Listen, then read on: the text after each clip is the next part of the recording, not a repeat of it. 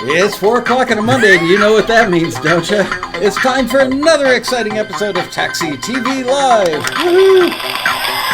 This week starring special guest star Mr. Bob Mair.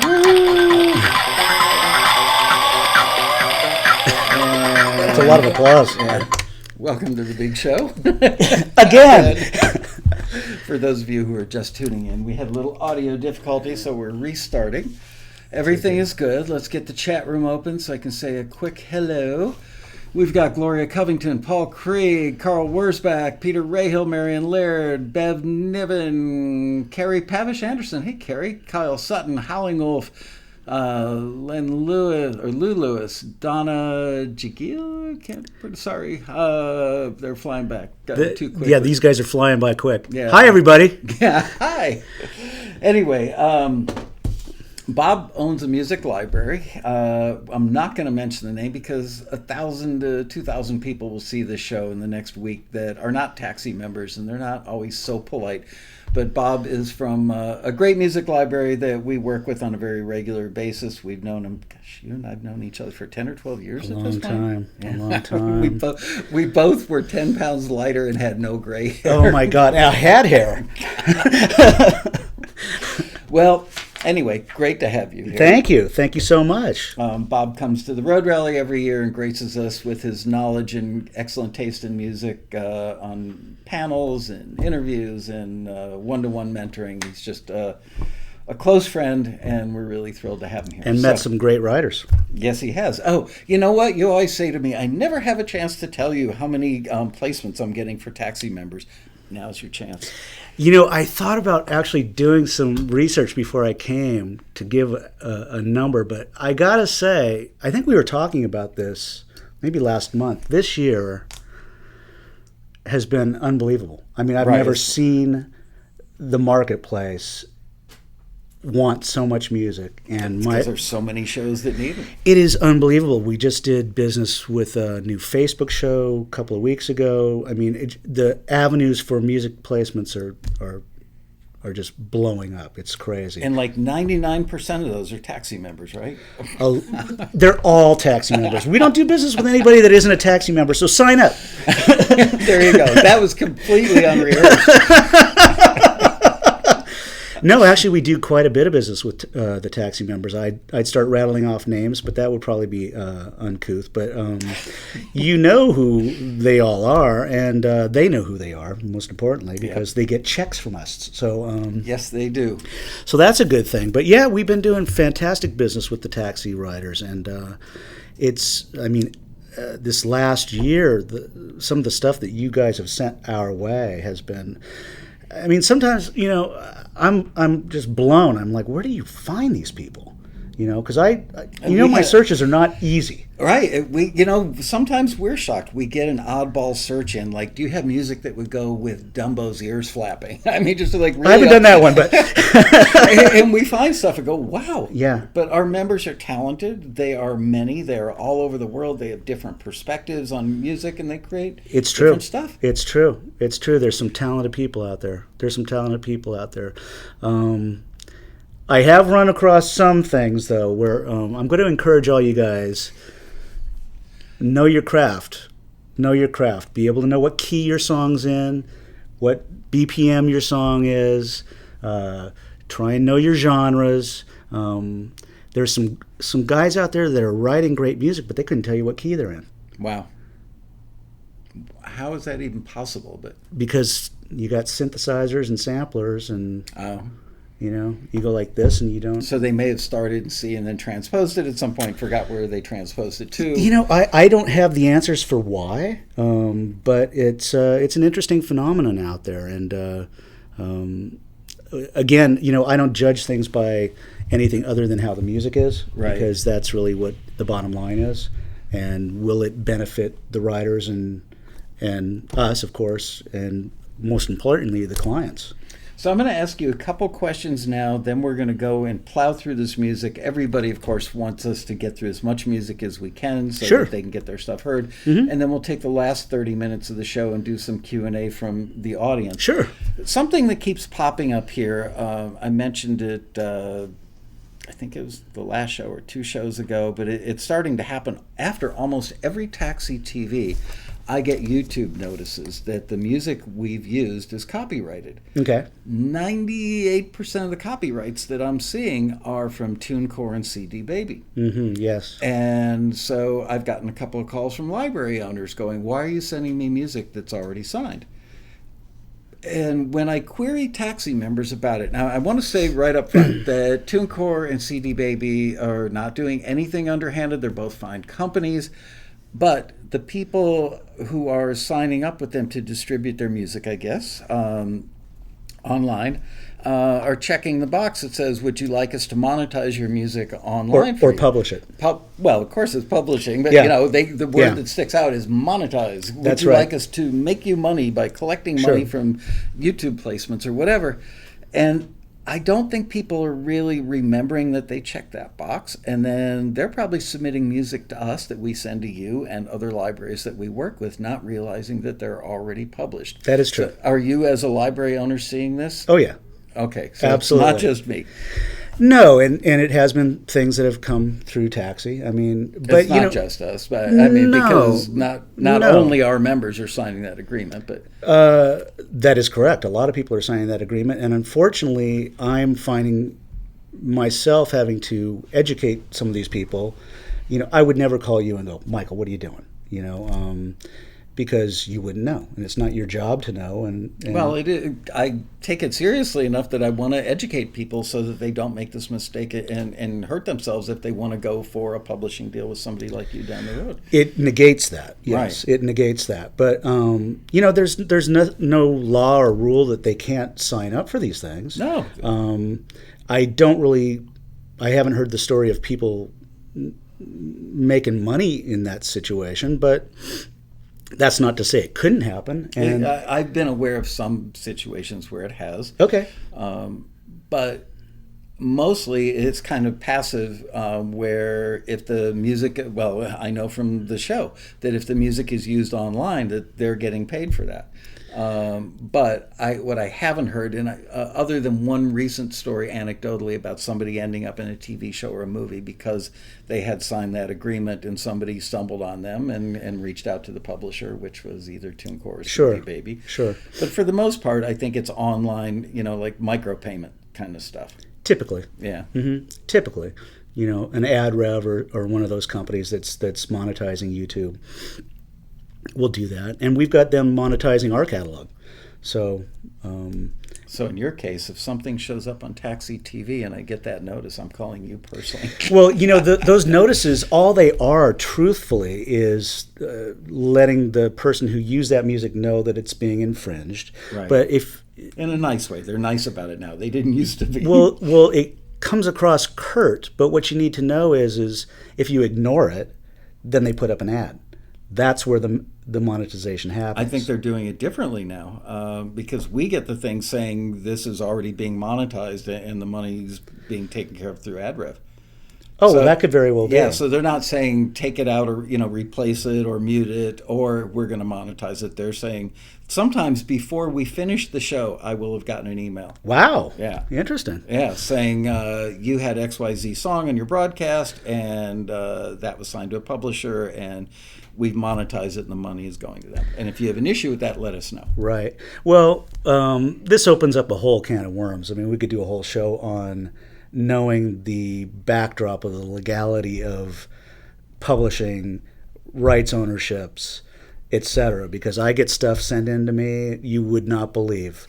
You know, oh, well, yeah, that record company, yeah, well, they're okay if you... And I'm like, no, you got a record company that's got, you know, ownership of your masters. You can't be sending that over to Taxi and then sending that over to me. I mean, what are you but they doing? haven't done anything with it in 20 years. Well, that still doesn't give you the right. No, you have to get out of the deal, or any number of things, or you know, oh, yeah, no, we didn't. You know, you guys, if you're co-writing with people, make sure you have conversations with each other. I mean, I can't tell you how many times writer B doesn't know what writer A is doing, and vice versa, and you've got writer B sending in a a submission to Yeah. a listing, and my writer A didn't know anything about it. Let me ask them if they're okay with this. I mean, all this stuff. And should it be, wastes it wastes your submission fee, it wastes the screener's time, and it wastes your time, because when you start your vetting process, it's a big wah, wah, wah, wah, wah. Absolutely. There's nothing worse than me getting a great piece of music and it's encumbered. Yeah. And it's happened, I can't tell you how many times, where you're just going, So writer A and writer B, there was a very famous, was it Danish or Swedish band, ABBA? That was them. That was them. And their stuff was all encumbered with this record company. Oh my God! I bet. Do you guys know who ABBA is? Oh my God, we're old. I've been saving that joke up for a couple of decades. Oh my God. All right, so let's listen to some music, and then we'll do some more questions and answers later on. Sure. So we're not going to, as is mostly the case here, we're not going to mention the names. We'll mention the song title, but not the name of the person who sent it in. Bob is excellent at giving feedback. Bob is prone to say, well, I can't use that in my library. And let it be said that he's got a client list, and he knows his clients' needs very well. So he only will go to the trouble of signing music for his catalog that his clients may want. It does him no good to sign something, even if it's amazing, if he doesn't think he can make money for the writer. Yeah, it's sad. There's nothing worse than having to turn amazing music away because you just don't have I don't have the client. For today's show, you can give us feedback both ways, but give general feedback. Like, this may not be right for me, but it could land in somebody's catalog. Absolutely. It's good and right enough to be syncable. And if you want to get into specifics, like it wouldn't work for my clients, absolutely, that's cool too. Absolutely. So the first thing we're going to listen to is called Breakdown Lane. Everybody came to your defense, like somehow I might become uncaged. It really didn't make much sense. I had no idea what I was gonna say. Oh, it's sad when a friendship fails, what was warm is cold as ice. But the will to live prevails, so you get on with your life. I can still hear the singing of the gondolier and the gypsy violin in the Paris metro. I remember how you whispered my ear, to know love you really got to learn to let go. Now here we stand so far from touch, silence across a great divide. I guess we let go a little too much, just our fingers pointing to the other side. And I remember how we laughed. iCarly loved it. I'm telling you, I need to keep this around my office so I can feel better all the time. Or you might accidentally hit Oh, I like that. that button. Oh, I like that. I've hit this one when I meant to hit the clappy button and really embarrassed. When really bad music comes in. So this piece of music, I can tell you I would have trouble with this piece of music in my catalog, largely because of it being so in dire need of a montage scene. To me, it's so pared down, it's so intimate, and it's so...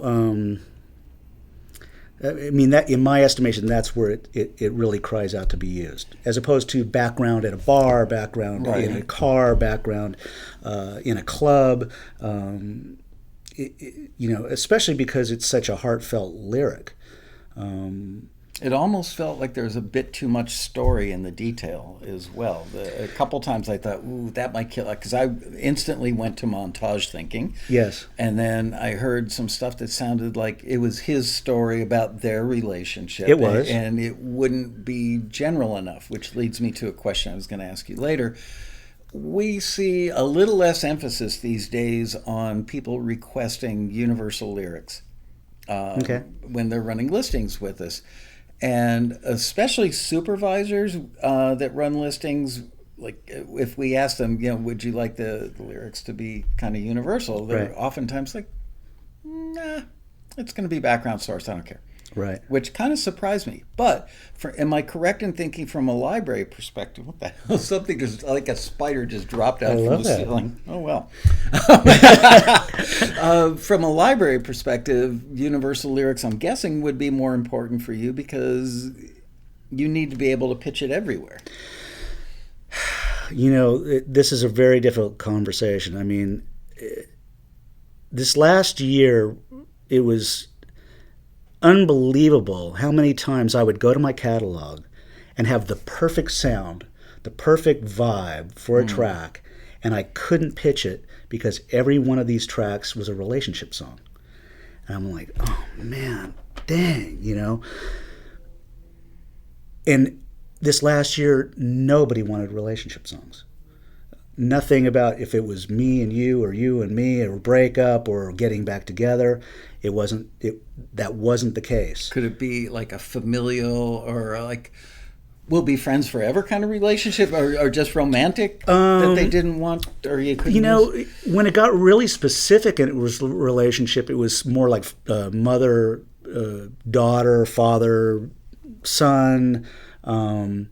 But that's where the sort of open lyrics can work. I mean, it's kind of funny. That being said, I just got a request for love songs, but classic love songs, 70s were the reference. It was like Elton John, Billy Joel, trying to think who else was in there, Fleetwood Mac. So basically my record collection. 70s. I mean, your song, which, interesting fact, the word love is not in that song, but it's a love song. Loggins and Messina? No, Elton. Oh, right. Your song. It's a little bit funny. It's a little bit funny. So it's interesting, and there's an example where it's a love song and the word love is not even used. It was the 70s. Everybody was stoned. He forgot that he was in love. Well, it's interesting. It just came from a different angle, and this is something I've been trying to encourage some writers that you definitely know. Don't just write relationship songs. I mean, Paul McCartney, the Beatles were geniuses at writing about everything under the sun. Mm-hmm. It wasn't all about me and you. But so vague is great, but then again, I do get these very specific requests. So I almost don't want to just give a blanket, don't do this. My biggest suggestion would be prolific. Be prolific, write all sorts of things, and pay attention to kind of what's going on in the world. This last year, there was a lot of requests for female empowerment. Mm-hmm. The Me Too movement might have had something to do with that. It was a general vibe out there. It's funny. I mean, even the sports shows that are it's this overcoming obstacles. It's this this is possible. The yes we cans of the world. Mm-hmm. We can accomplish this, that, and the other thing. And a lot of people don't write those things, and so I've been trying to encourage people to do more of that, but not exclusively that. I don't want to give up on the relationship stuff because historically, I mean, Sinatra and everybody sang relationship songs. If I were a writer, I would sit down and make a list of topics and themes, and just I highly recommend that. Keep that taped to my computer screen or something, because I know some folks that are intensely successful with music and TV commercials, and if you listen to their stuff, you go, okay, you're talking about empowerment. We're going to have a good time. This is a great day. It's a short list of topics. That's right. And just write everything within that list of topics. Now, some people might say, oh, that's too formulaic. Not really. It's Well- it's giving you. Formula works. I hate to say it, but Yeah, this is also just giving you categories, not exact lyrics. right. Well, if you start getting worried about formulaic music composing, then you might as well kind of forget about the business. I hate to say it from a standpoint. Look, art, commerce, right? Once you bring them together, things change.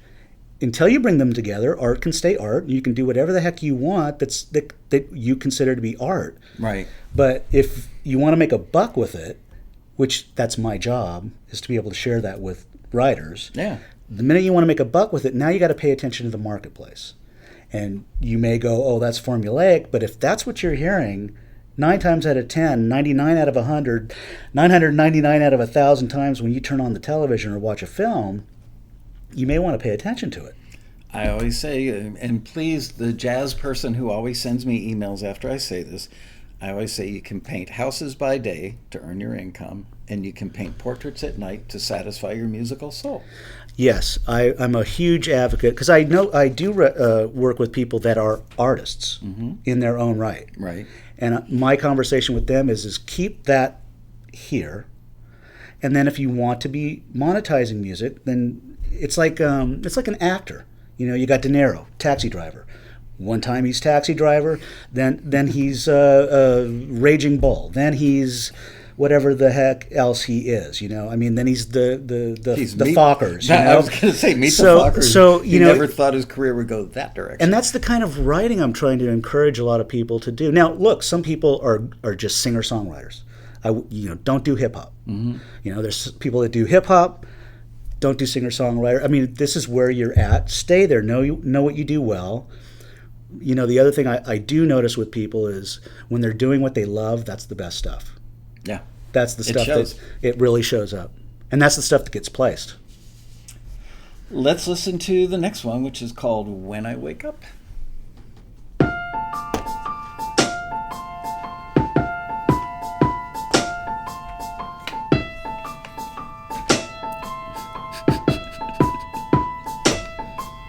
My head's spinning round, thoughts screaming loud, wondering how this will turn out. Weight on my chest, can't catch my breath, drowning inside, putting up a fight.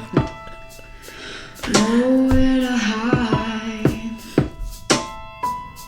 Where will I be when I open my eyes? The lights fading out, I don't wanna say goodbye. Can't change a thing, I would if I could. Who will I, who will I, who will I see when I wake up? When I wake up.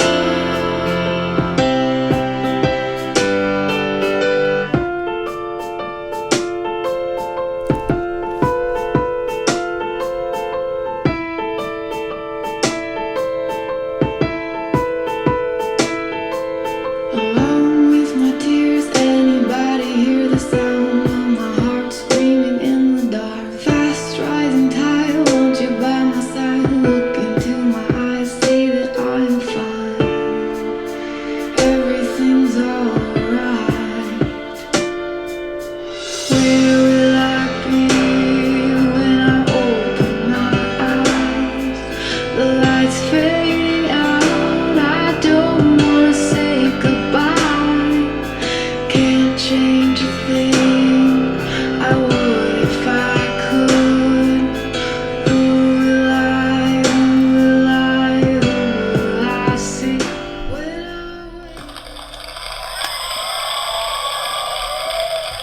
wake? You are funny.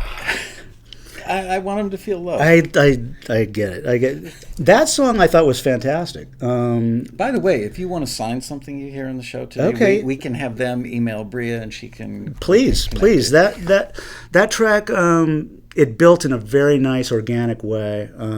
It wrestled the relationship thing along with this sort of inner struggle, which is a nice sort of great vocal, great production. Felt kind of cinematic to me. Yeah, promo departments would love Yeah. a track like that. So there you go. So email taxitv@taxi.com and send Bria your information, and we will hook you up with Bob, assuming that you are not already signed with another publisher and that you haven't checked the boxes for CD Baby and TuneCore. Yeah. But nonetheless, nice song. Very nice song. Great job. Yeah. Okay, the next one up is Where I Know You.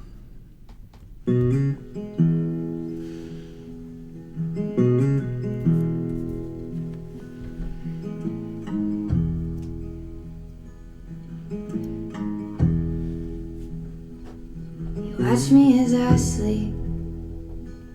I feel you in my dreams. That time you almost crashed the car. The way you held me to your heart. And I could see it all right there, the whole of you.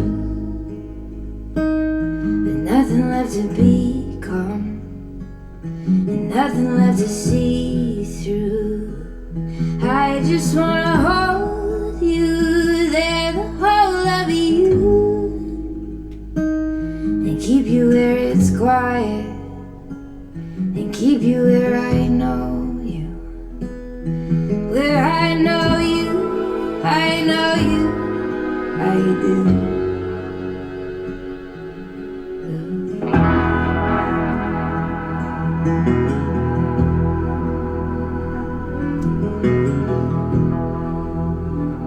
So we drove all day. The road became a different state. And when we finally found the grave, I saw your father on your face. And I could see it all right there, the whole of you. And nothing left to become, and nothing left to see through. I just wanna hold you there, the whole of you, and keep you where it's quiet, and keep you where I know you, where I know you.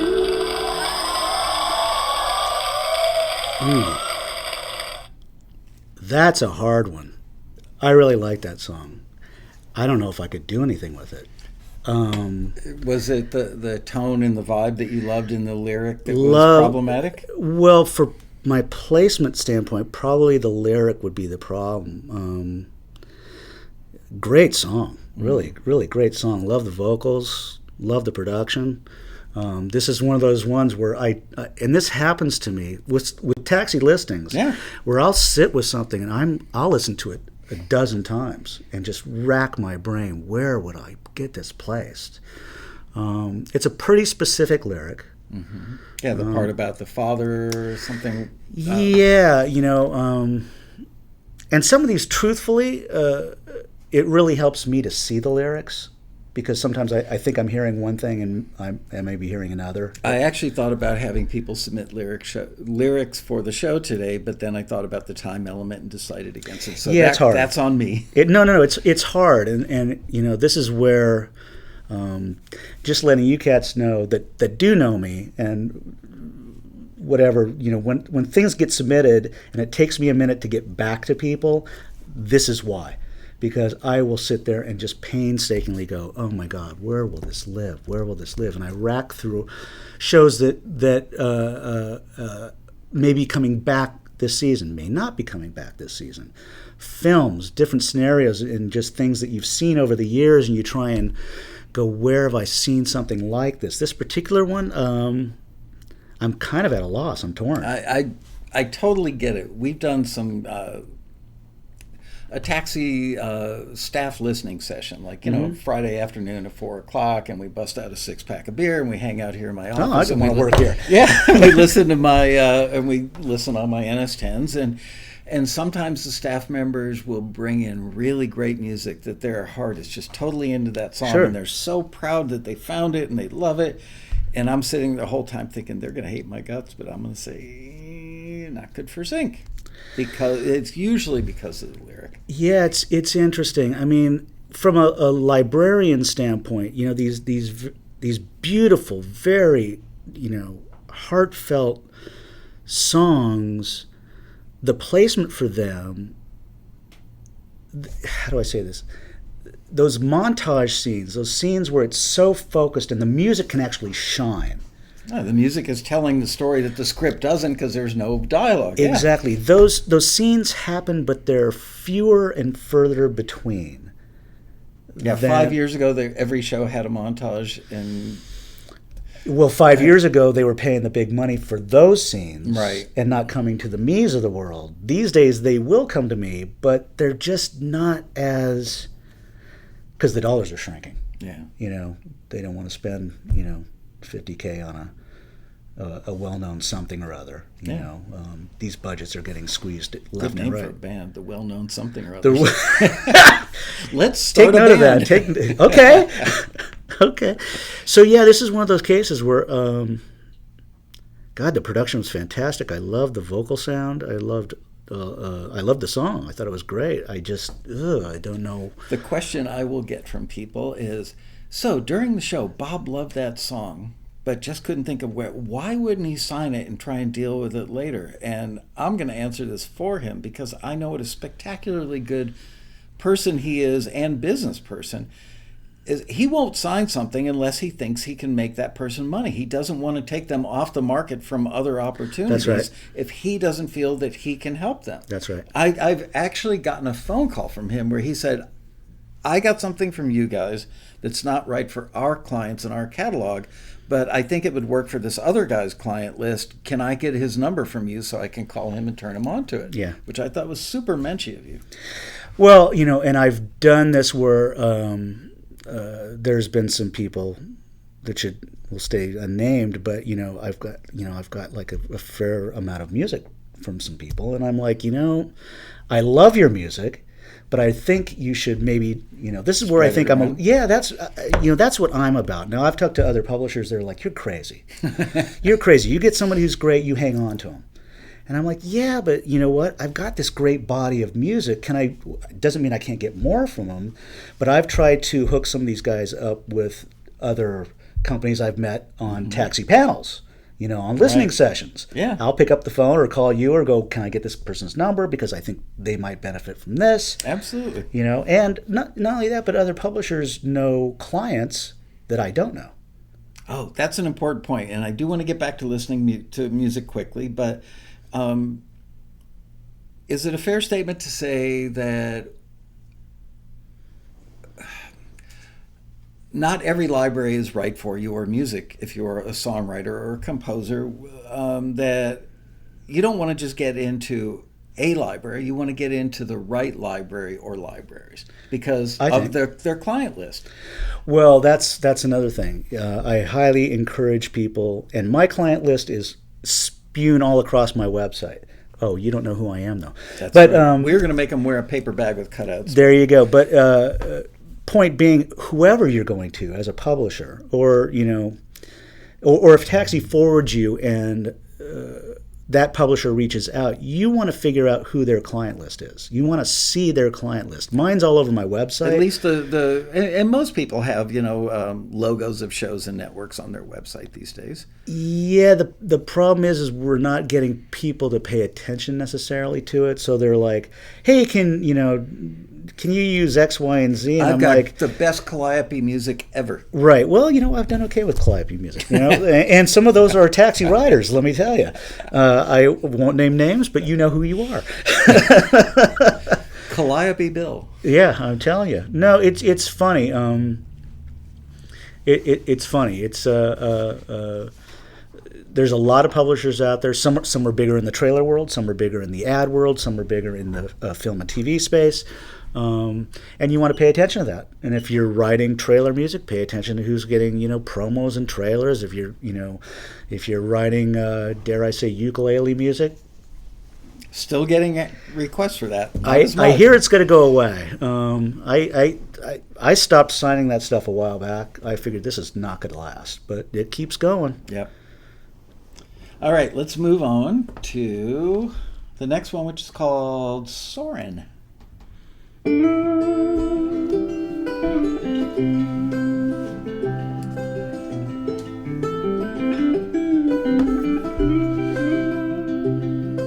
I was stumbling, fumbling, I was caught in a rut.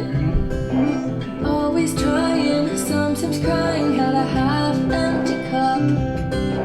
Couldn't wait, stood up straight, drew a line in the sand. No more coulda, shoulda been. It's time to take a higher stand, doing the things that I've been thinking of. I spread my wings to rise above, to live the dream that I've been dreaming of.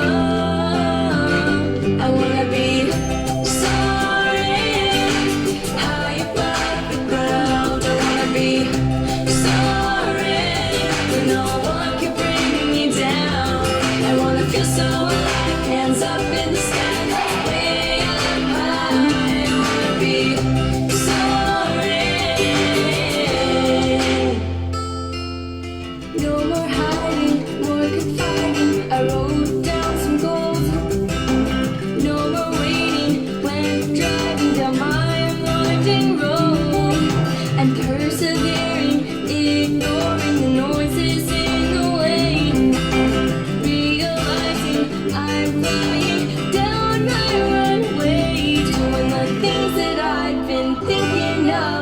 I spread my wings to rise above, to live the dream that I've been dreaming of.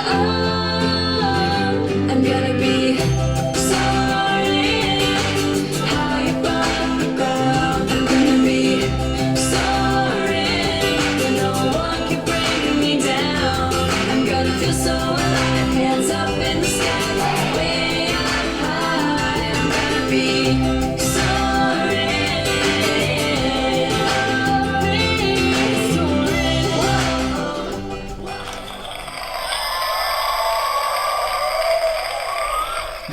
You love that, don't you? I do love If that. I could find another one, I'd buy it. Okay, I love that. Well, so now that song has potential because it's an uplifting lyric. It's it's the I can. It's the things are going to be okay. I can do this. I'm going to be rising above it all. I mean, I was talking to some writers earlier this year, and I said, my observation of what's kind of happening from a lyric request thing these days is it almost reminds me of the Roaring Twenties or after the Great Depression. Remember all those lyrics? Sunny Side of the Street, Pennies from Heaven. The country had just come out of this really dark time, but all the lyrics were, it's going to be okay. Mm-hmm. And it's an interesting thing. I've just seen this from the top of this year going forward, this desire for that again in a modern way, not necessarily 20 sounding songs. That's because we have so much Twitter in our lives that we need to be lifted up. It's interesting. It's interesting. It's like that is a focus. It's an interesting focus, and this song captures that. I could easily hear the song in a coming-of-age, skewing youthful, like a film or a TV show, like an ABC after-school movie or something on Lifetime, where it's a young lady who's had problems with her stepdad that recently married her mom, and there's some family friction, and she's it's like, broad enough that would work. I'm hey, screw you, right? I'm soaring, baby. Sure, or an athlete that's finally going to make right. it, or I mean, made the track team.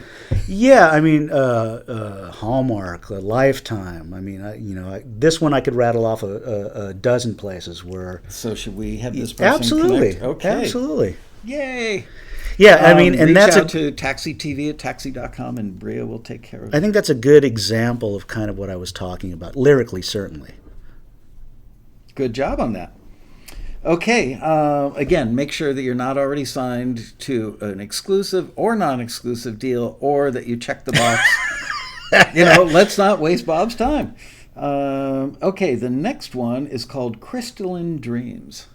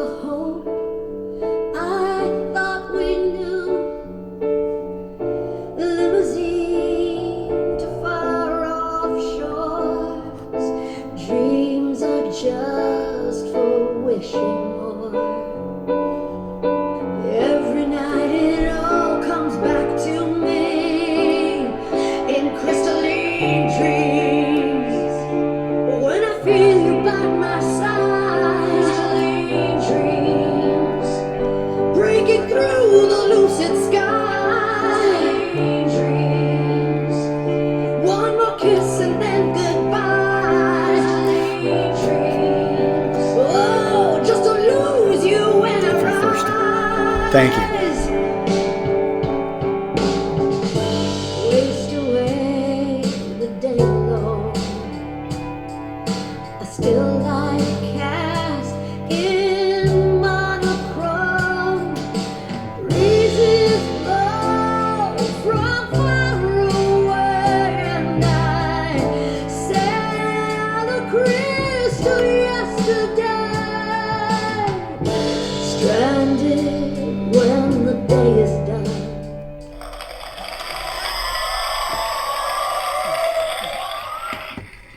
That's another tough one. When God, they do Cats 2, this is very Broadway-esque. very Broadway-esque, and right away my head went, it's like a female Meatloaf.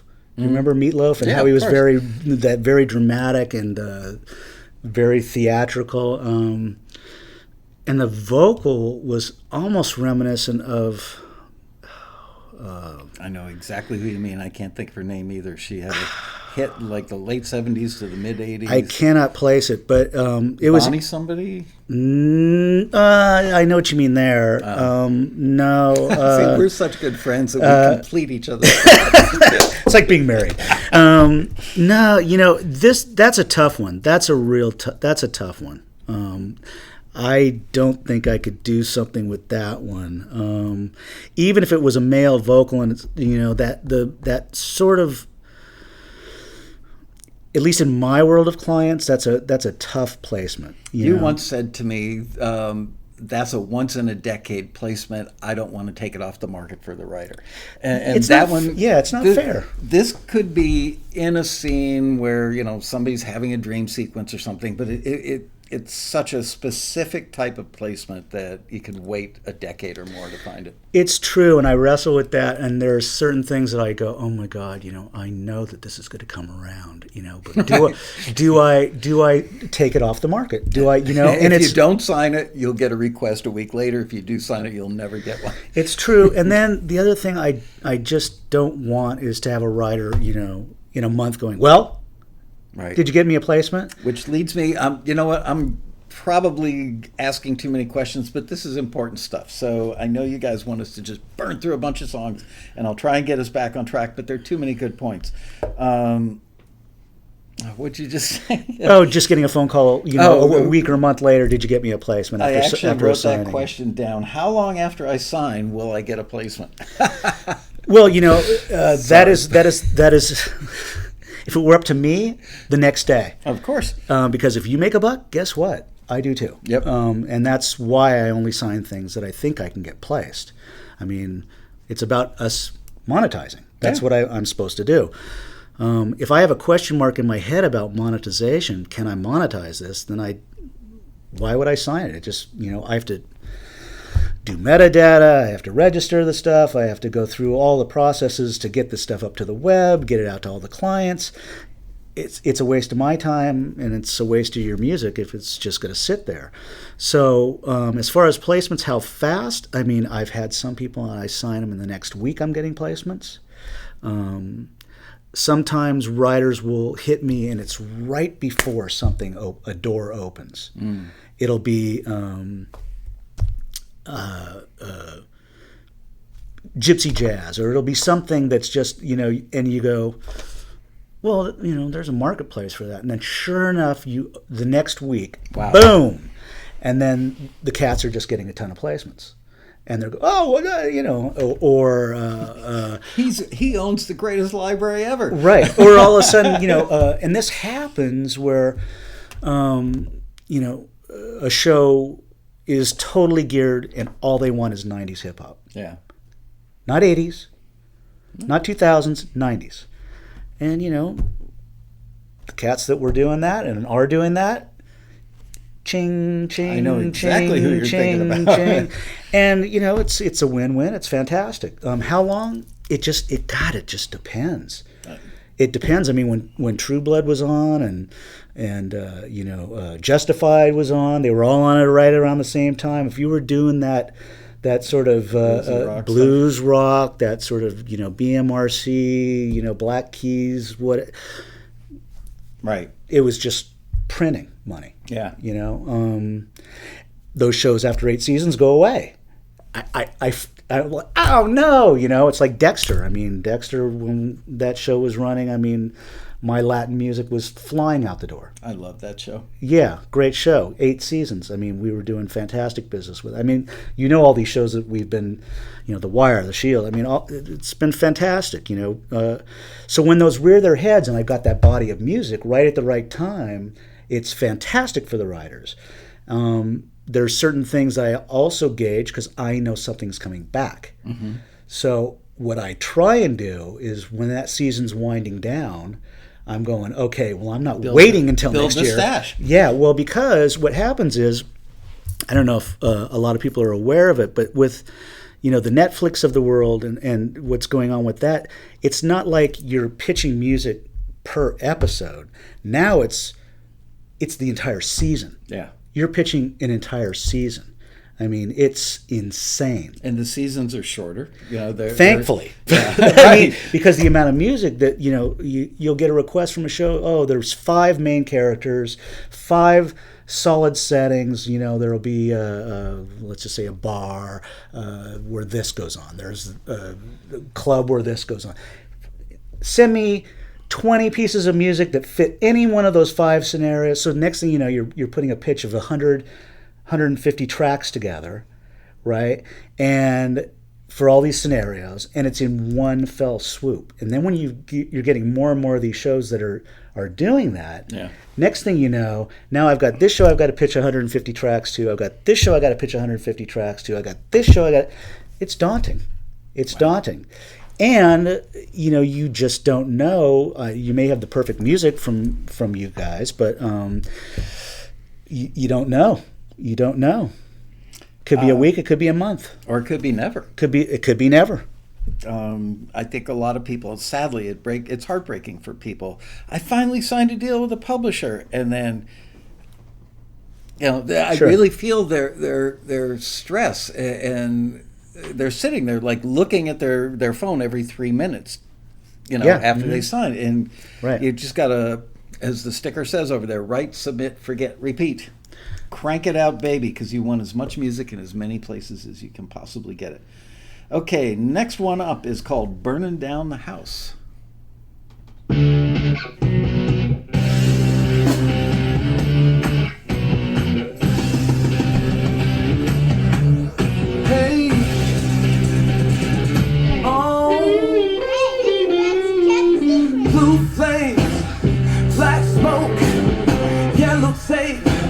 I'm on the floor, I'm fighting for my life with nowhere to go.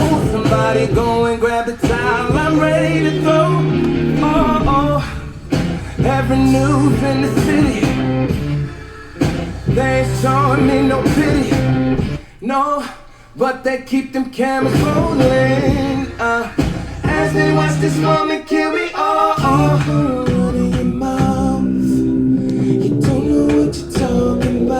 You don't know what you're talking about, baby. You're doing a good job at it, though. You're burning down the house, you're burning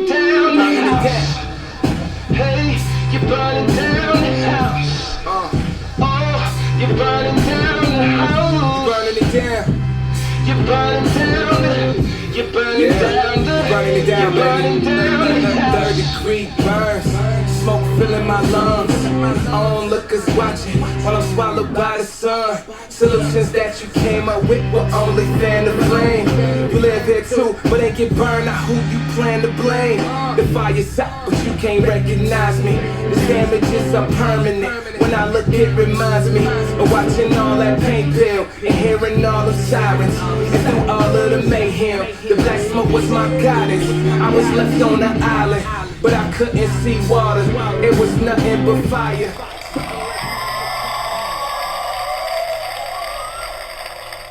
I can't wait to hear. I know I wouldn't be able to do anything with that track. That being said, I mean, you know, I always hear something. Mm-hmm. I did like the vocals. I like the timbre of the vocals. But to me, the track, at least as far as me pitching it out there, I don't. This is where I would pick up the phone to the writer, and I would go, "What were you thinking?"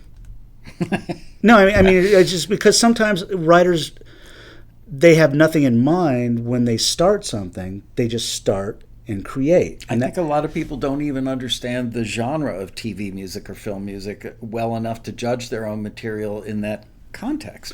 Well, this, at first I was going, okay, it's kind of, I couldn't quite place it. And then it went kind of into this hip-hop space. But it wasn't rap rock, but it wasn't... it started out like Hendrix. Well, Hendrix or Lenny Kravitz came to mind. I mean, and I liked the timbre of the vocals. The mix, a lot of problems with the mix as far as I'm concerned. Very muted on the top end. But, you know, if I call up a writer and I go, "What were you thinking?" and they go, "Oh, I was thinking boom," and they rattle a band name or 5 band names back to me, yeah, and I go, "Oh, that's one thing." But if they come back to me and go, "Well, I don't know, what do you think it is?" That's when I go, "Okay, if I can't figure it out," and I listen to a lot of music, right, then most likely my end user, my clients, aren't going to know. And they're traveling at the speed of light when they're listening, auditioning stuff. Oh my for a God, scene. yeah. Well, they're literally listening to a few seconds. No. That it is true. They will not give it the Right. length of listening that I'm giving it. But Definitely not. and also the thing is you know, I have to think about what's going to be the request that this will be the placement for.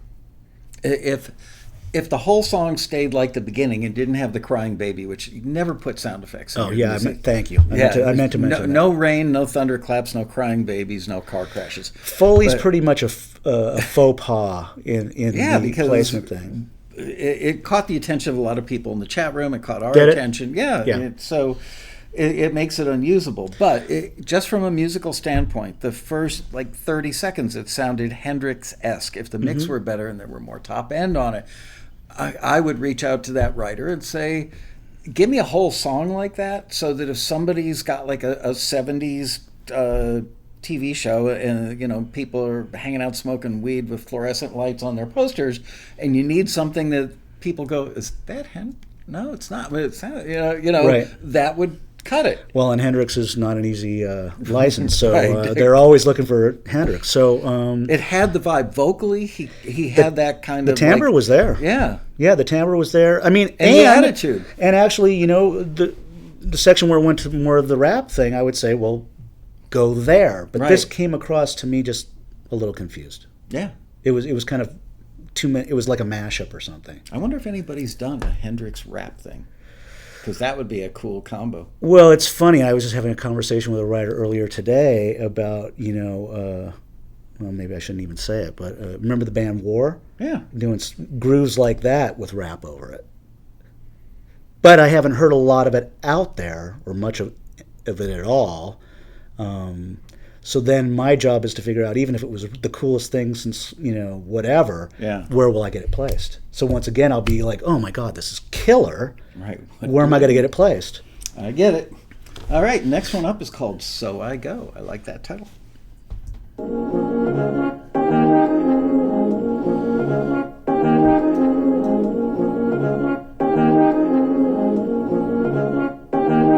Yeah.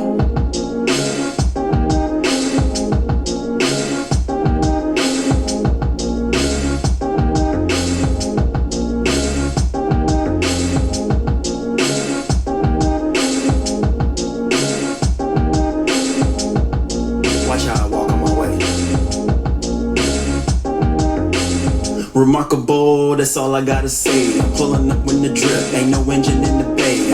I think about it, I'm just walking on my way. Freelancing on this work for these who can't pay. Dropping lists on every avenue and bay. Checking my fresh, get it popping every day. Carry my weight, take it on, I get paid. My team eat, wash it down with ace of spades. Flip the verse, rap it and rehearse. The crowd hypes on my craft, I immerse. A new life, but I revert. Once upon a time when this hobby wasn't worth the artwork helped me triple my worth. And now I network in Perth. Me and the money we flirt. All alone and alert. Off the radar I skirt. I said these ultra beams lights got me moving in bursts. Now I can pop up anywhere. I can keep it on the road. Got a little change up in my pocket, but I want some more. So I go. So I go. And I'ma swing it to the left. Swing it to the right. Gotta make this thing jump. Pop these bottles all night. So I go. So I go. Excuse the hell up out of me. Oh, I love that line. Excuse the hell up out of me. That was a cool track.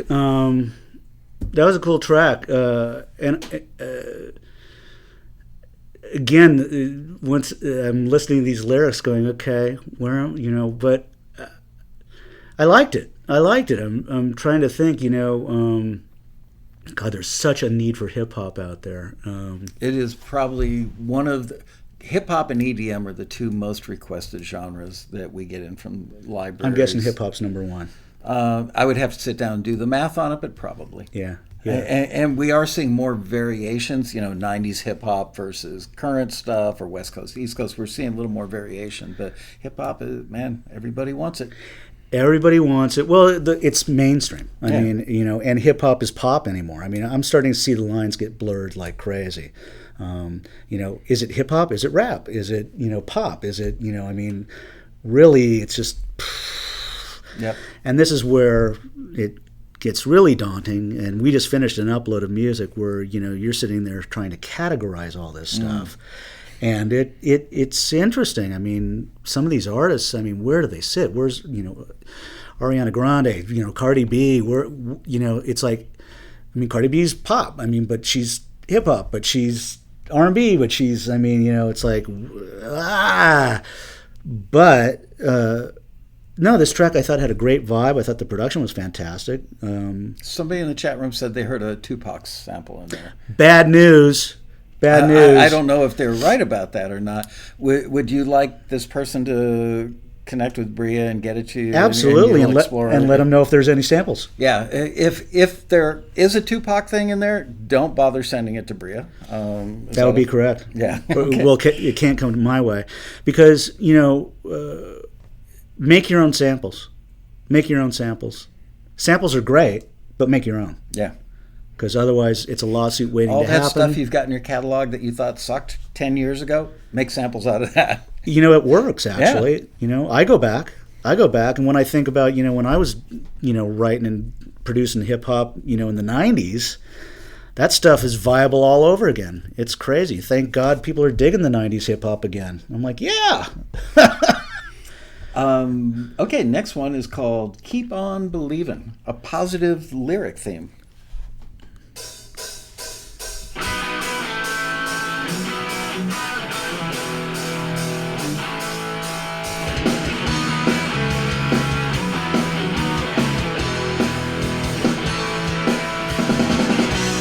Face to face, it's right in front of me.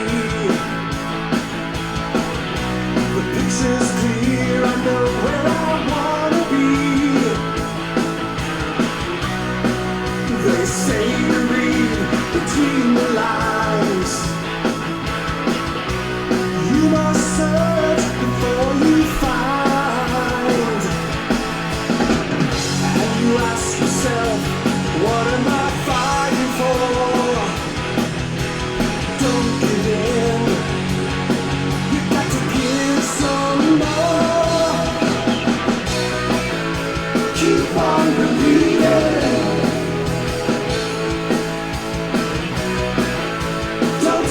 be dreaming.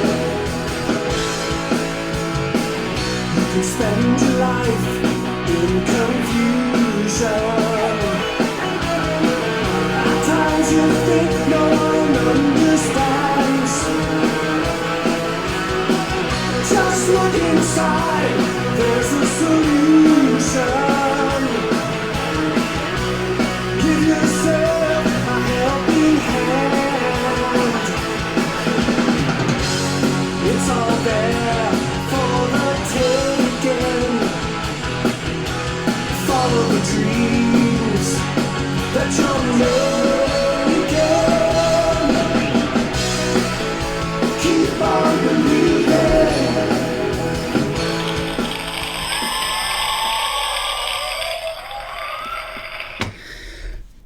I do great business with 80s rock. What can I say? This and Keep On Believing. Yeah, I mean, I get it. The thing I would say, though, is this mix needs some love.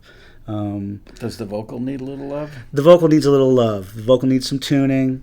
I mean, that's me. I'm kind of particular with that stuff. So should I tell this? Well, I heard it that way too. I mean, it sounded like a good demo, not quite a record yet.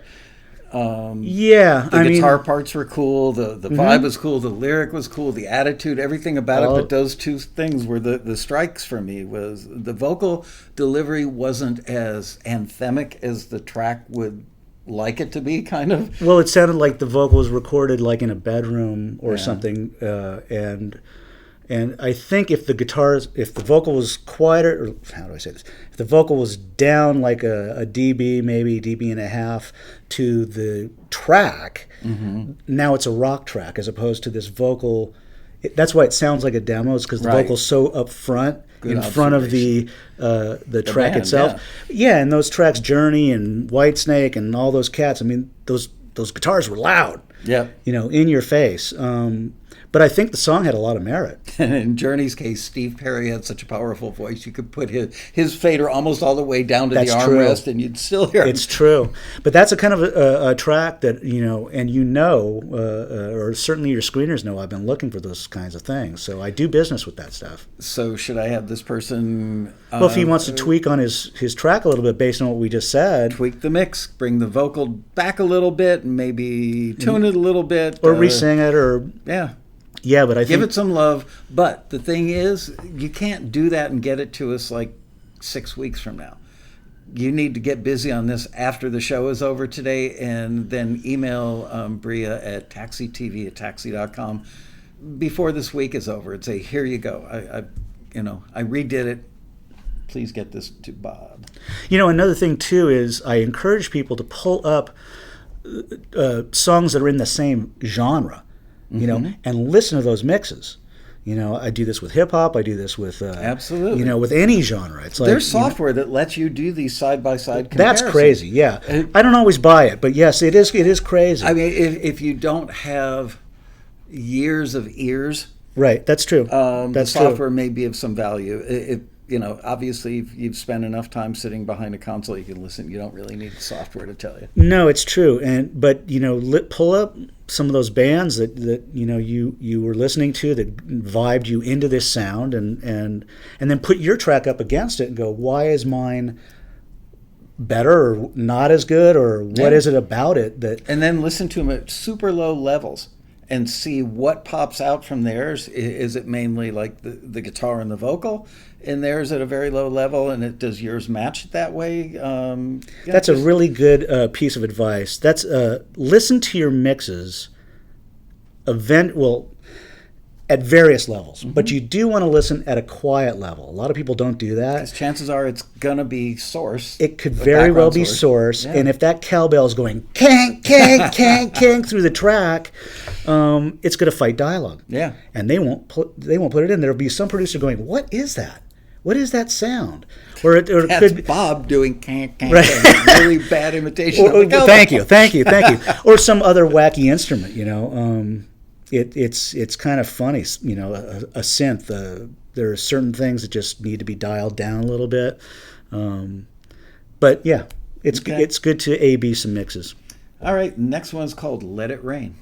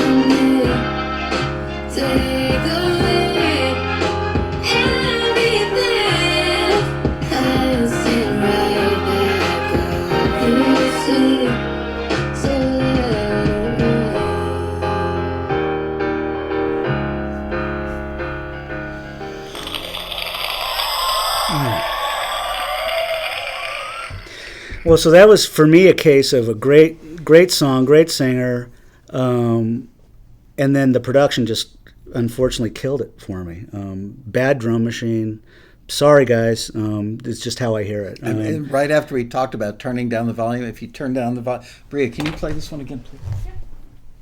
Watch this.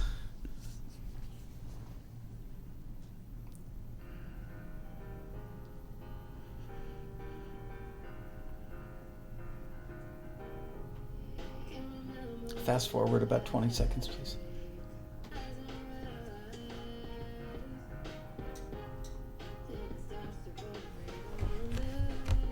I don't know if you guys can even hear this.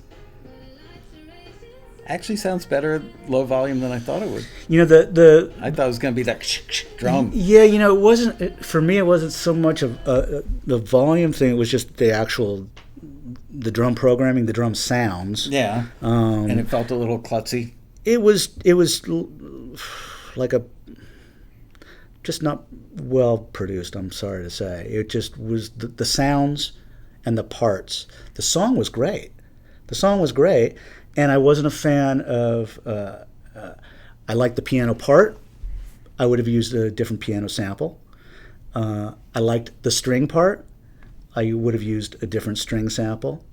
And those drums didn't help the flow. But the girl whoever this is, the girl can sing, and I did like the song. It's just a matter of producing that track to really bring that out. And she sang great over what I heard. That's one of those places where I just go, ah! I don't want to give anything away, but I want to tease this a little bit. We have somebody that says, yes, I would love to come to the Taxi Convention this coming November. Do you know the dates off the top of your head? It's like the 8th? Through the 10th. What? 7th. November 7th through the 10th. In Los Angeles, and I was on the phone the other day with somebody because we were talking about the keyboard part. Somebody who played one of the most iconic keyboard parts we've all ever heard. Instantly, you know the song. He's a Taxi member, and he's in the Rock and Roll Hall of Fame. And the other day he said to me, yeah, I'd love to be involved in your convention. So I'm not going to tell you who it is. I'll tell you at dinner. Okay. All right. Anxious to hear. Yeah. I hope it, sometimes when it's this far in advance, things change. Like a tour date could be You're reminding me I need to reach out to who we were talking about and see if I can maneuver for this. Oh, that's right. Yes. Oh, and I do have a list of previous people too, which is sitting on my desk where good. will impress him. They're all his friends. Good. Okay, let's listen to one more, and then we'll do some Q&A stuff. Go to number 13.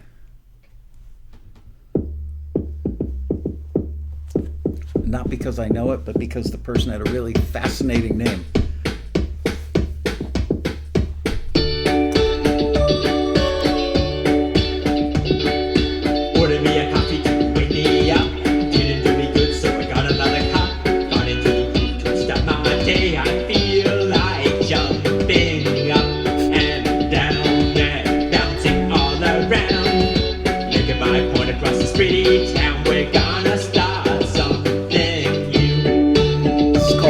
Place, by the way.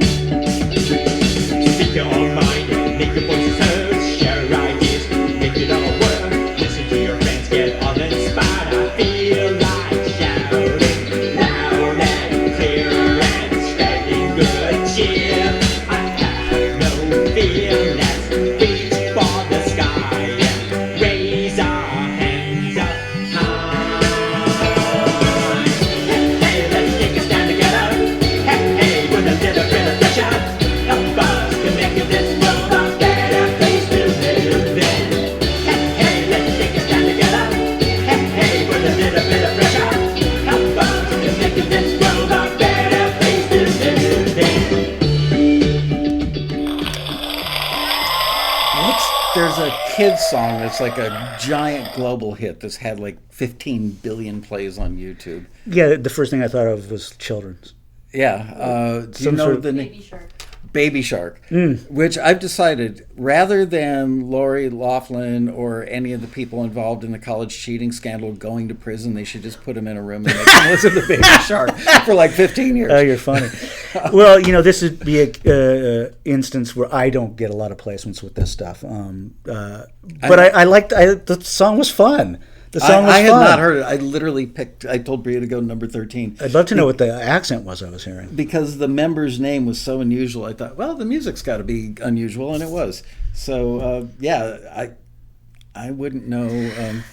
But the mix was good. The mix was good. It was cute. It was fun. It was just I wouldn't know what to do with it. In my catalog, I wouldn't know what to do with it either, other than like a Saturday morning kids show would be the place I would think. But then again, because of that accent, I'm going. Does it need to be European, or does it need to be? I couldn't quite place what I was hearing. Not sure. I'm going to answer a couple of really quick questions, and then we're going to take some from you guys. So start pumping them out to Bria in the chat room. I saw that somebody earlier said, can you address forwards that seem to go in the ether? And I've got to tell you, we had a member the other day, the guys had I want to say a couple hundred forwards over a period of 4 or 5 years or something. And I listened to some of his stuff, and it's all high quality stuff. And he's not heard back from one entity that we forwarded him to. That's bad. It is bad. And I mean, sometimes people say, does Taxi really forward this music? Which is easy to know that we do, because there's so many members on our forum that are talking about the deals they got and placements they got. So clearly the music is getting forwarded, and we would not pick one person and go, well, let's tell him 250 times his music was forwarded and not send it to anybody. Sure. And Bob gets music from us all the time, so he can testify that it does get forwarded. They forward music. Yes. So I listened to some of the guy's stuff, and I actually figured it out. Most of what can you do the air conditioning again? All of a sudden it got 5 degrees warmer. It's most of the time he was submitting, not most, a lot of his stuff was drones. Instrumental drones, of which there are just a lot of them out there. Even though we get requests for them, we also get 500 submissions of drones, and we find a lot of them that are good enough that we should forward them, and we do. And it's probably a little daunting to the recipient of couple hundred drones. Let me tell you something. Sitting and listening to a couple hundred drones, and that is daunting. And I scratch my head and I go, how do these people, write this stuff day after day after day after day? I mean, it's daunting, but there is a market for it, and I have those clients. Absolutely. Vice, their network, Viceland, they can use drones all day long. Yeah, they're the thing that I love about Vice is they're not, they like things that are really unique. Oh, absolutely. They're changing the way people use music and TV. I mean, we just had another request the other day. I was like, oh my God, it was so cool and off the beaten path. And you really have to scratch your head and go, what ethnicity is involved with that drone? Try and write a brief asking for that. Yeah. I've got my wife trained now. She will sit there and hear music in a movie. We'll be in a movie theater. Right. So we try and go once a week to see a movie. And she'll go, how could you write a listing for that? Yeah. Sometimes, what do you do? Just put a brief out there that says we're looking for really unusual music. Well, 1,000 people are going to have 1,000 variations of what unusual music is. Well, luckily, Vice is such, and the people that I deal with there are fantastic. I'll get links. Yeah. I'll get YouTube links because, yes, you're right. I get these, you wouldn't believe what I see. Someday, you know what, that would actually be an interesting something, is to have a conversation about what I see from a request standpoint. You got rock music. That's a real request. Start saving those up. Maybe we'll do an hour on the stage. It would blow your mind. And then what would blow your minds, because then you see what I get to look at, and then I have to figure out of this body of music that I represent, where does this fit? Yeah. I have to look at the demographic of the person that's asking. Do you got any rock music? Okay, well, rock. Right. How You old don't- are they? Are they male or female? What shows do they work on? What decades do that show? Yeah, because you've sometimes gotta dig deep. Sometimes you don't even get the name of the show. Yeah. You have to go into IMDb and look at what they're working on and try and divine an answer. It's kind of crazy. Yeah. That would be an interesting conversation. I think we should do that. Bria, can you please write that down so that I don't forget to talk to Bob about this at a later point? Let's see. So that was one thing. There are just a million reasons why you get forwarded and you don't hear back. Maybe they heard something very quickly in their listening process and they went, that's it, that's all I need, and they don't have to listen to the other 50 things. Much of it, I believe, is because a library, for instance, will run a listing. They're looking to build a compilation or a CD, as it were, a collection, an album of a certain type of music. Maybe it's Halloween stuff.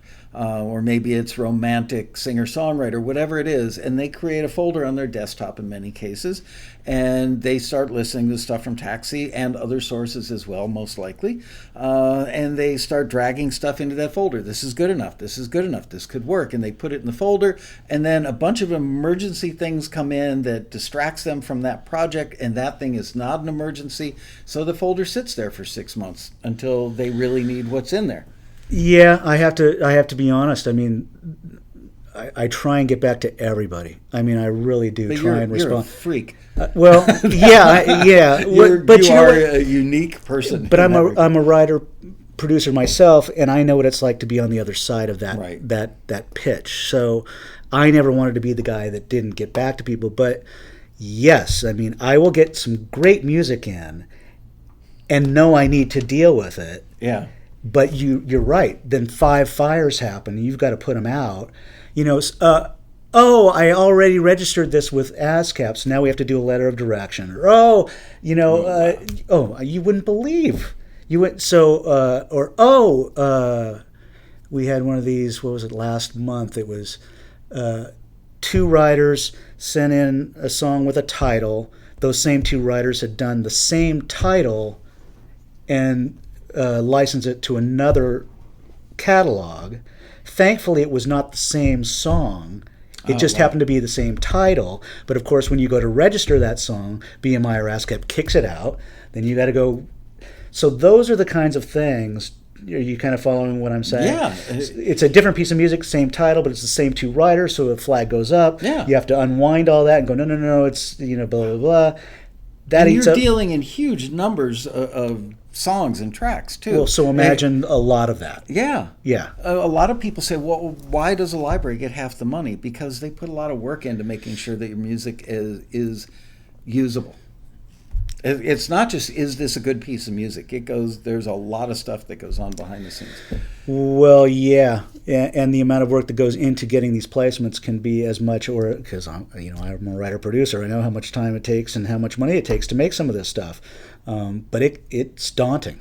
It is absolutely daunting. Sadly, there have been times where I've been in bed with my laptop at 11 o'clock at night, and I'm checking my emails one more time before I go to bed, and I hear ding, and I look up, and it's Bob asking me a question, and I write back and say, isn't it pathetic that we're both sitting in bed, our wives are sleeping, and we're laptoping? It's because there's just too much work to do in a given 8-hour day. Well, not only that, but the new MO is work's never done. I'll go in at midnight and just decide to check. Wow. Check in, and there's some supervisor going, I need this by 9 a.m. Eastern Standard Time on the East, Yeah. 9 a.m. is 6 a.m., here. And so what I'm if like, I'm just going to do it now. What if it's the UK or Australia and they need it, beginning of business tomorrow? That's right. Yeah. That's right. Well, Early bird gets the worm. And when I was in Europe, I was up till 3 in the morning Wow. because that was The reverse. the morning here. Yeah. Yeah. And those people needed the music by noon, so it was like, it's 24/7. All right. Bria is going to hand off some questions to me. I'll repeat them so that you can hear them clearly. And the first question is? Bev Niven asks, do brands, TV commercials, have any rhyme or reason genre-wise? It seems like ads like Walmart, Coke, etc. never have the same genre on their ads. Okay, so the question is, do brands that make TV commercials, is there any rhyme or reason to the genres they pick? Because Bev Niven says she never really sees the same genre repeated. My experience anymore is that there's a real desire for unknown artists with huge social media followers. A bad song will get a placement before a good one if there's 10 million followers for that particular band. And is it because they want those followers to buy that product? That would be correct. So they're basically they're trolling for customers by using, there's a word for that, not attachment, but yeah, you know. I mean, they're not going to put a bad song. But Right. but my point is that if this one is 15% better than that one, the one that's 15% less good, somebody's got 10 million views on YouTube, they're going to go with that one it's because numbers. They get those people. It's numbers. Yeah. It's a buck. It's always social proof or something like that. There's a word for it. There's an actual word in advertising. Well, so when that band that's got the 10 million followers goes, we just got a placement on Coke, what do you think's going to happen? Yeah, it's viral. Boom. Yeah. And they're going to sell a ton of those on iTunes. But there's also the tastemakers. There's always somebody out there that's going, I'm going to find the new something or other. And, you know, there's a lot of cooks in these kitchens. I mean, in my, you know, world of film and TV, you know, I could pitch to Supervisor A. Supervisor A goes, yeah, I like it. Okay, now you got past hurdle one. Then it goes to the editor. Right. Yeah, I like it. Now it gets cut in with 10 other pieces of music to the same scene so that some AP, producer yeah. can sit there and go, this. Absolutely. Then this guy goes, I like it. Then it goes to the next guy. And you got to get a room of consensus to get that one placement. I actually did the math with a friend of mine in New York who was vice president of a major ad agency for 17 years, their VP of music. He and I figured that the average piece of music goes through 16 approvals. 16 people's approvals before it makes it to a commercial. It can. Yeah. Next question, please. Lamar Franklin asks, what music genres will become or remain hot within the next 12 to 15 months? All right. Lamar Franklin wants to know what are the hot genres now and what will they be in the near future? Well, hip-hop is just probably the number one, and I don't think it's going anywhere. EDM, I guess. I mean, I'm seeing this sort of, you know, there's a lot of desire for this sort of dark electropop. I kind of don't know what else to call it. You know, future bass, moody indie pop. Moody indie pop. I mean, future bass is still kind of there. Tropical house is still kind of there. I mean, it just kind of depends. But the biggest genre out there, goodness gracious, is hip hop or pop that's sort of just off to the left of the urban. There's a real, I'm seeing a lot more desire for minimalist hip hop, which is really, and I've talked to some amazing hip hop writers. It's a difficult thing to do because I'm talking like you got a kick and maybe a hi-hat and a vocal. And what about if they want an instrumental version? You don't have the vocal to carry the melody. It gets even harder. It's interesting. Yeah. It's really, really interesting. And that stuff is not easy to produce because, you know, I've talked to a few guys and they're like, well, yeah, but I just keep feeling like I need to add something. And it's like, well, yeah, but don't. And just because you can doesn't mean you should. Yeah, so that's this minimalist hip hop thing is kind of going on. You know, I've been getting approached for, and a few of the writers are aware of this. Hip hop is still happening. I can't believe that. We just had one of those the other day. I was like, really interesting. But yeah, there's a show that's just been clamoring for a ton of that from me. What's going to be coming? That's a great question. I try and stay ahead of the curve. I like to be a year or two ahead of what's going to be coming down the pipe, but it's getting harder and harder. Okay. Next question, please, Bria. Lauren Disgiorgi asks, is the market for instrumental music as hot as it once was? Yes. The question, just in case you guys couldn't hear Bria on the back of the microphone, is Lauren DeGiorgi wants to know, is the market for instrumental as hot as it once was? And the answer was yes. Absolutely. It's. I mean, because there's just more places than ever where people are needing music. I mean, it's just endless. Yeah. It's just endless. And, you know, I do a large part of my business is vocal music, but it's I mean, my VH1, MTV, Vice, Viceland. I mean, the I instrumental remember music. some years ago I asked you if we could ever run any instrumental listings for you, and you said, "Nah, we just don't get that many." I've been doing them. I know now. Yeah. I've been doing them again. I've watched it change with you over the years. And somebody earlier asked, "Are there more deals? Do more placements happen with instrumental than vocals?" And my answer to that would be yes, because it's a numbers game. Because the average reality show uses 75 to 100 cues. Oh, it's crazy. Well, what was it? Was it the Oscars? What was that most recent award show? I That think it was the Oscars 2 weeks ago. I flipped on E just to see what was going on. Nonstop. My stuff was bam, bam, bam, bam. I was like, yeah, okay, there you go, far out. And I had a lot of writers, shooting me emails going, yeah, thanks. I'm like, cool. So, yeah, that's a numbers game, and you're right. It's just wall to wall to wall to wall. The music didn't stop. Yeah. I mean, it didn't matter if they were going from scene to scene, or it just TV didn't without stop. music is boring. Exactly. All right, a couple more questions, and then we're going to go have some dinner. I'm hungry. Next question, please. Have that many. We answered all the questions. Really? We were so... Oh, they wanted to know, when you're talking about not registering, did you mean PRO or Copyright Office? Not registering. Things before they're signed? Oh, well, if something gets registered before it gets signed, I mean, you do a letter of direction. I mean, it's not a big deal. But are you talking registering with the Copyright Office, or are you talking about registering either with the or? PRO? Either Okay. or. Either one can be, once you have an agreement between a company and a writer, that agreement, along with other documentation, just goes off to the PROs if it's been registered, or if it was to the Copyright Office. It's just one more thing that we have to do.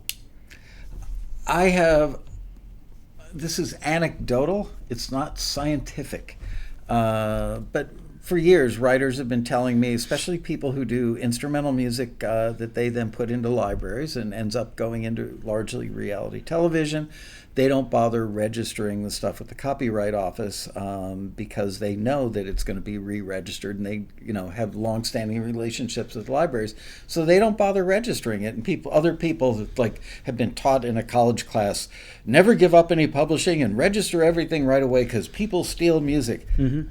There have been so few cases I've actually seen over a 40-year career in the industry where music was actually pilfered, number one. And number two, so if the musicians aren't registering their copyrights with the Copyright Office, do libraries register with the Copyright Office on every single piece of music? I can only speak for us. Right. Everything has to be registered. Yeah. Would you guess, because I know you don't know the exact business practices of other libraries out there, but I couldn't answer the question. I have a feeling that there's some smaller libraries out there with people that are new to the business, and they're doing this off their kitchen table, and they're finding that the amount of time it takes to pitch music doesn't give them the time to register the copyrights, and I fear that that's happening. Well, that's a daunting thing to stay on top of that. The pitches. Registrations. Yeah. I mean, this is... You talk about the work that we do. It isn't like we get a piece of music and we just send it to somebody and it gets used. Oh, really? Yeah, I know that blows your mind, but there's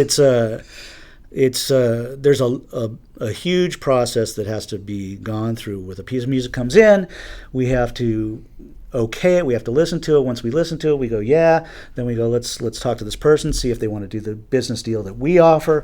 Then that person may try and go back and forth, and we go, no, this is really what we do. Are you comfortable with it or not? And they go, yeah, well, let's do this. And then so now you do an agreement.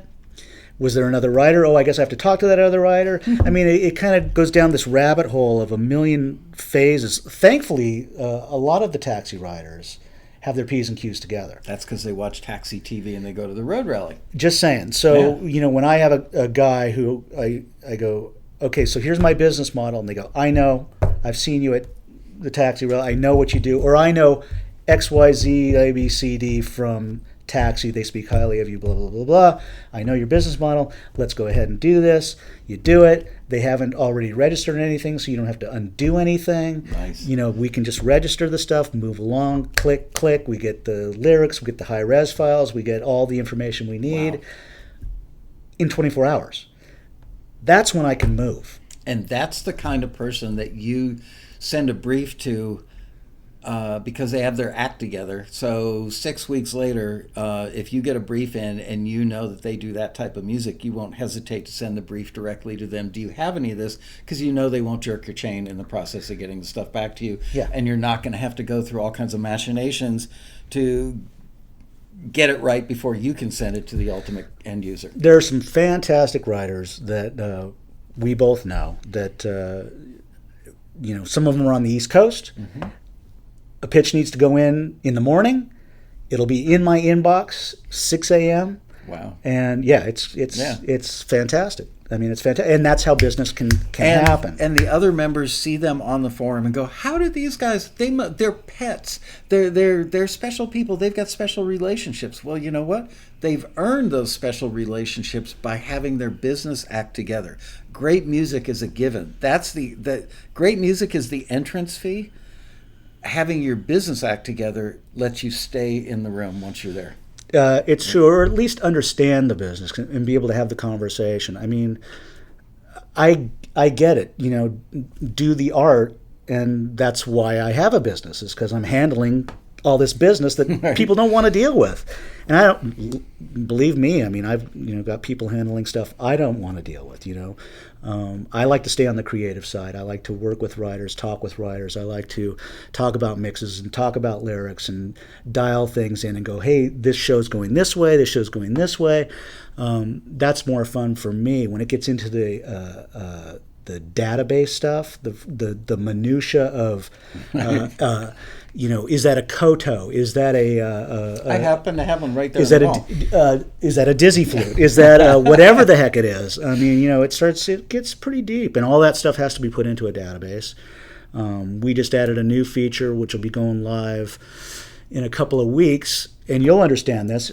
Year recorded is now going to be searchable on my website because of this desire. Hey, I need music. Don't send me anything that was recorded before or after 1985. Right. Or I need something recorded between 1990 and 1993. Or I need so all about the authenticity. All about the authenticity. So we're going back and looking at agreements and when things were registered, and we're looking at dates recorded, trying to get all that data going, only to get more placements. All right, we've got to wrap this up but I got to tell you one quick 30-second story that's kind of cute and funny. Is many years ago, I was looking to replace somebody in the staff that was getting ready to leave the company, and I needed somebody that knew a lot about production music libraries and a lot about publishing. And I was on LinkedIn and saw the person who was leaving was linked up with a woman named Amy. And I looked at Amy's resume and I thought, well, she'd be kind of perfect.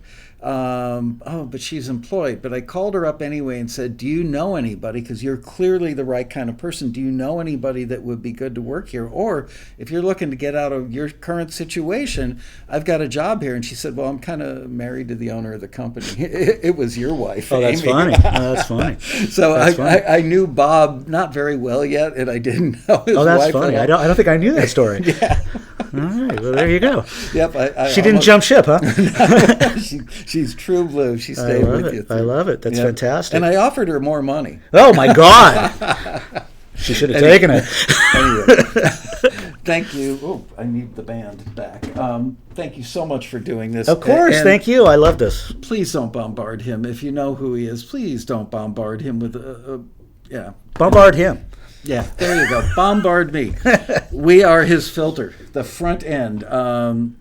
Thank you all for submitting your music. It takes a lot of courage to have it played on the air and judged. And thank you for that. We will see you guys next week. I think I'm doing this from memory, but I think Michael Lloyd, who has 100 gold and platinum records on his wall, and is at the Road Rally pretty much every year. He is going to do his first Taxi TV with us next week. So thank you, Bob Mair. Of course, And, thank you. Thanks, everybody. Thank you, guys. See you next week for another exciting episode of Taxi TV Live.